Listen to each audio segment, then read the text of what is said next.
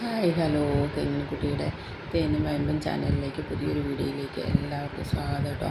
നമ്മളെ വന്ന് സപ്പോർട്ട് ചെയ്യുന്ന ഒരുപാട് പേരുണ്ട്. എല്ലാവർക്കും തെങ്ങിൻകുട്ടിയെ സ്നേഹിക്കുന്ന ഓരോരുത്തർക്കും ഒരുപാട് താങ്ക് യു കേട്ടോ. നമ്മളെ കൂടെ നിന്ന് സപ്പോർട്ട് ചെയ്യുകയും ലൈവിൽ വന്ന് സപ്പോർട്ട് ചെയ്യുകയും എല്ലാം ചെയ്യുന്ന ഒരുപാട് പേരുണ്ട്. എല്ലാവർക്കും താങ്ക്സ്. അപ്പോൾ ഇനിയും നിങ്ങളുടെ എല്ലാവരുടെയും പ്രാർത്ഥനയും സപ്പോർട്ടും എല്ലാം മുന്നോട്ട് പോകണമെങ്കിൽ ഞങ്ങൾക്ക് വേണം കേട്ടോ. അപ്പോൾ ഇനിയും ഉണ്ടാവുമെന്ന് വിചാരിക്കുന്നു. അപ്പോൾ ഇത് ചാനലും ഹാഫ് മോണിയൊക്കെ ആയതിൽ ഒരുപാട് സന്തോഷമുണ്ട്. അതിന് മാത്രം നമ്മുടെ കൂട്ടത്തിൽ ഈശ്വരൻ കൂടെ നിന്ന് കനിഞ്ഞ് തന്നു.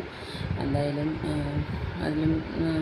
എന്തായാലും ഈ ഒരു ഫീൽഡിൽ നമ്മൾ ഇറങ്ങിയിട്ടത് ആ ഒരു സ്വപ്നത്തോടെയാണല്ലോ ഈ യൂട്യൂബ് ചാനലുകാരെല്ലാം മുന്നോട്ട് പോകുന്നത്. പൈസ കിട്ടിയില്ലെങ്കിൽ ഇതൊന്ന് മോണിയായി കിട്ടണം എന്നുള്ളൊരു ആഗ്രഹത്തിൽ തന്നെയാണ് പോകുന്നത് കേട്ടോ. അപ്പം പിന്നെ നമ്മളതിൽ ഒരുപാട് വർക്ക് ചെയ്യണം. എന്നാലാണ് നമുക്ക് അതിൽ നിന്നൊക്കെ എന്തെങ്കിലുമൊക്കെ കിട്ടുന്നത്. അല്ല പിന്നെ നമ്മൾ വല്ല സെലിബ്രിറ്റികളോ അല്ലെങ്കിൽ മറ്റെന്തെങ്കിലുമൊക്കെ അങ്ങനെ ചെയ്യുവാണെങ്കിൽ പെട്ടെന്ന് നമുക്കാവും. പക്ഷെ നമ്മൾ നല്ല ഉദ്ദേശത്തോടെ നല്ല രീതിയിൽ ചെയ്ത് കഴിഞ്ഞാൽ അങ്ങനെയുള്ള വീഡിയോ ഒന്നും റീച്ച് ആകത്തുമില്ല. അതെല്ലാം നമുക്ക് മുന്നോട്ട് കൊണ്ടുപോകണമെങ്കിൽ ഒരുപാട് സമയം എടുക്കും. നമ്മളെ ആരും സപ്പോർട്ട് ചെയ്യത്തുമില്ല കേട്ടോ. ഇങ്ങനെ കുട്ടീൻ്റെ പഴയ കാര്യങ്ങളൊക്കെ ഞാൻ കുറേയൊക്കെ പറഞ്ഞായിരുന്നു. ഇവിടെ വരെ പറഞ്ഞെന്നാൽ അങ്ങനെയൊന്നും എനിക്ക് ഓർമ്മയില്ല. എന്നാലും ഗിഗ്ലിക്കുട്ടി 1.25 വയസ്സൊക്കെ ആയപ്പോഴത്തേന് മെഡിസിനെല്ലാം കൊടുത്ത് ഒരു ഇടയ്ക്കൊരു ജലദോഷവും ഇതും വന്നതായിട്ടോ. അപ്പം നമ്മളിങ്ങനെ നമ്മുടെ ഇവിടെയുള്ള ഹോസ്പിറ്റലുകളിലെല്ലാം പോയി നടന്ന് അത്യാവശ്യം മെഡിസിൻസ് എല്ലാം കൊടുത്ത് എന്നിട്ടൊന്നും മാറാണ്ട് വന്നു.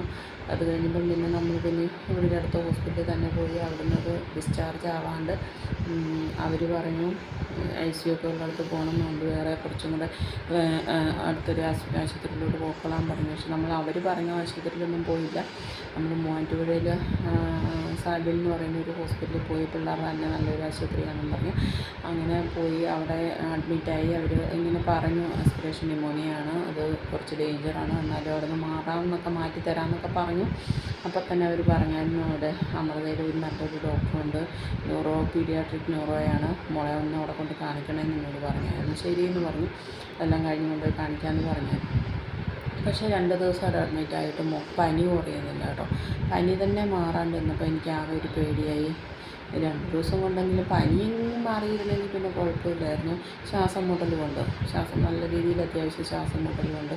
അപ്പം അവിടെ മാറാൻ വന്നപ്പോൾ ഞാൻ പറഞ്ഞു, എന്നാൽ പിന്നെ നമ്മൾ അവിടെ പൊക്കോളാം, ഹോസ്പിറ്റലിൽ പൊക്കോളാം, അവർ പറഞ്ഞിടത്ത് തന്നെ പൊക്കോളാം. പോയിട്ട് നമ്മൾ അവിടെ ഞങ്ങൾ അവിടുന്ന് ഡിസ്ചാർജ് വാങ്ങിയിട്ട് അങ്ങോട്ട് പോയി കേട്ടോ. അവിടെ പോയി അമൃതയിലായിരുന്നു പോയത്. അപ്പം അവിടുത്തെ ഡോക്ടർമാർ നമ്മൾ എമർജൻസി അഡ്മിറ്റാണ് ചെയ്തത്. അത്യാവശ്യം അങ്ങനെ പോകുമായിരുന്നു. ചേട്ടന് കണ്ടപ്പോൾ തന്നെ അവർ ഓടി ICUവിലാക്കി. ICUവിന് ഇതൊക്കെ കൊടുത്തു, ഓക്സിജനൊക്കെ കൊടുത്തു. അന്ന് തുടങ്ങി. അപ്പം തന്നെ മൂക്കിൽ കൂടെ ട്യൂബ് ഇട്ടു. എനിക്ക് മോളെ ICUവിലാക്കിയാണെങ്കിൽ പുറത്ത് വന്നപ്പോൾ ഒരു വിഷമമൊന്നും പറഞ്ഞറിയിക്കാൻ പറ്റാത്ത കേട്ടോ. ഇപ്പോഴും എനിക്ക് ഓർക്കുമ്പോൾ ചങ്ക് പൊട്ടാറുണ്ട്. അപ്പം അത്രയും വിഷമത്തോടെ ഞാൻ ഇറങ്ങി വന്ന് കണ്ണ് കരയുന്നത് ഞാൻ ഇന്നും ഓർക്കുന്നുണ്ട്. മൂക്കിൽ കൂടെ ട്യൂബെല്ലാം ഇട്ട മോളുടെ ഒരു രൂപമൊക്കെ ഇന്നും ഓർക്കുമ്പോൾ എനിക്ക് ഭയങ്കര വിഷമമാകും. പക്ഷെ അവൾ അവിടെ നിന്നെല്ലാം ഒരുപാട് കയറി വന്നു കേട്ടോ. കയറി വന്നില്ല, അവൾ അവിടെ നിന്ന് കുറേ വിഷമിച്ചു. എൻ്റെ മോൾ ഒത്തിരി അവിടെ കിടന്ന് അനുഭവിച്ചു. ഏതാണ്ട് 75 ദിവസം ആ കിടപ്പ് അവിടെ കിടന്നു. അവിടുന്ന് ഞങ്ങൾ ഡിസ്ചാർജായി പോകുന്നതും നമ്മൾ ഏകദേശം ഫൈനാൻഷ്യലി നല്ല ബുദ്ധിമുട്ടായി. ഡോക്ടറോട് ഞാൻ അങ്ങോട്ട് പറഞ്ഞു, നമുക്കിനി ഒരു തരത്തിലും പറ്റത്തില്ല, കാരണം അത്രയും ബുദ്ധിമുട്ടിലായി ഞങ്ങൾ, ഇനി പൈസ ഉണ്ടാകത്തില്ല എന്ന് പറഞ്ഞു കഴിഞ്ഞപ്പോഴാണ്. കാരണം 75 ദിവസം അമൃതയിലെന്ന് പറഞ്ഞു കഴിഞ്ഞാൽ ഒന്ന് ചിന്തിച്ചു നോക്കാം എത്ര ലക്ഷങ്ങളായി എന്ന് നിങ്ങൾക്ക് നോക്കാൻ അറിയാൻ പറ്റും. കാരണം അത്രയും നമ്മളെ സംബന്ധിച്ച്. പിന്നെ എനിക്ക് ആ ഒരു ടൈമെന്നൊക്കെ പറഞ്ഞാൽ എനിക്ക് അധികം അറിയത്തില്ലായിരുന്നു. ശരിക്കും പറഞ്ഞാൽ എനിക്ക് അവിടെ അഡ്മിറ്റ് ആയതിന് ശേഷമാണ് എനിക്ക് മനസ്സിലായത് ചേട്ടന് ECHS ത്രൂ ചെയ്യാൻ പറ്റുമായിരുന്നു എന്ന്. പക്ഷേ ചേട്ടനും ആ ഒരു സമയത്ത്, ഞാൻ അവിടെ അഡ്മിറ്റ് ആവുന്ന സമയത്ത് എൻ്റെ കൂടെ ഇല്ല. അവിടെ നിന്ന് ഞങ്ങൾ ഷിപ്പിൽ പോയായിരുന്നു ചേട്ടൻ ആ സമയത്ത്. ഷിപ്പിൽ പോയിട്ട് പോകുന്ന സമയത്ത് ശരിക്കും പറഞ്ഞാൽ നമ്മൾ പ്രതീക്ഷിക്കാണ്ട് പെട്ടെന്ന് അവർ വിളിച്ചു. ഇൻ്റർവ്യൂ എല്ലാം കഴിഞ്ഞ് നിന്നു.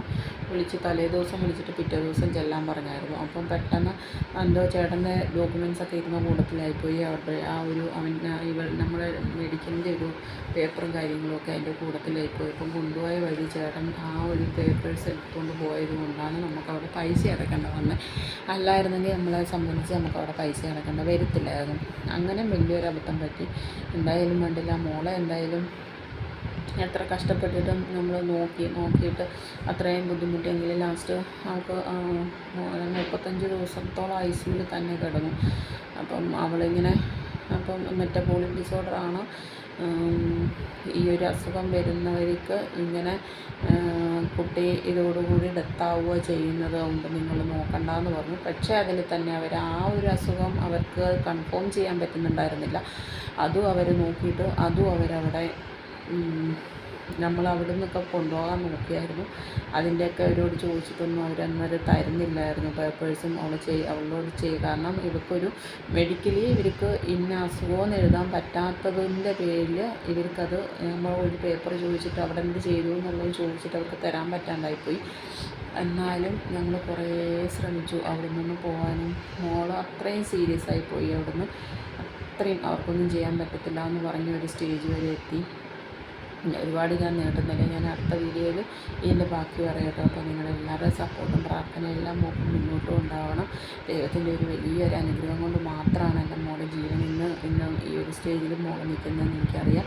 പിന്നെ സാറിൻ്റെ ഒരു സപ്പോർട്ടും നല്ല രീതിയിലുണ്ട് കേട്ടോ. അവളെ ആ ഒരു സ്റ്റേജിൽ കൊണ്ടുവന്ന് അങ്ങനെ തന്നെ. അപ്പം ഈ ഒരു ട്രീറ്റ്മെൻറ്റും കാര്യങ്ങളും എല്ലാം മുന്നോട്ട് കൊണ്ടുപോകണമെന്നുണ്ടെങ്കിൽ മോളെ ഒരു അത്യാവശ്യം നല്ലൊരു രീതിയിലാക്കി കൊണ്ടുവരണമെന്നുണ്ടെങ്കിൽ നല്ല താമസവും ഉണ്ട്, അത്യാവശ്യം നല്ല പൈസയാവും. അപ്പം അതിന് വേണ്ടി തുടങ്ങിയൊരു ചാനലാണ്. നിങ്ങളുടെ എല്ലാം പ്രാർത്ഥനയും സപ്പോർട്ടും എനിക്ക് വേണം.